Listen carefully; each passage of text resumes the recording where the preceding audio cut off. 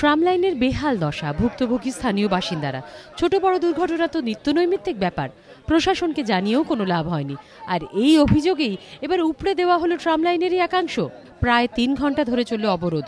ঘটনাটি ঘটেছে রফিয়া আহমেদ কিদওয়াই রোডে। ঘটনার সূত্রপাত সোমবার সকালে। নিজের 2 সন্তানকে নিয়ে এই রাস্তা দিয়ে যেতে গিয়ে হোঁচট খেয়ে পড়ে যান এক মহিলা। এই ঘটনার জেরেই ক্ষোভে ফেটে পড়েন স্থানীয় মানুষজন। সকাল 8টা থেকে শুরু হয় পথ অবরোধ, উপড়ে ফেলা হয় ট্রাম লাইনের একাংশ, ফলে বন্ধ হয়ে যায় ট্রাম চলাচল।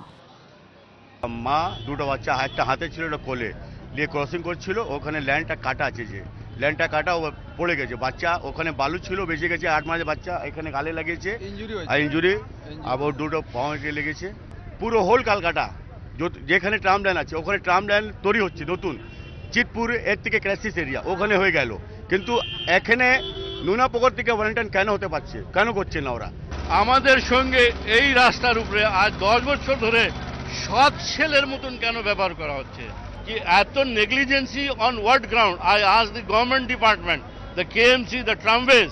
গভর্নমেন্ট ওয়েট করছে কি কোনো লোকের এখানে এমনভাবে অ্যাক্সিডেন্ট হবে সে যে মারা যাবে? অবরোধের জেরে এলাকায় তুমুল যানজটের সৃষ্টি হয়।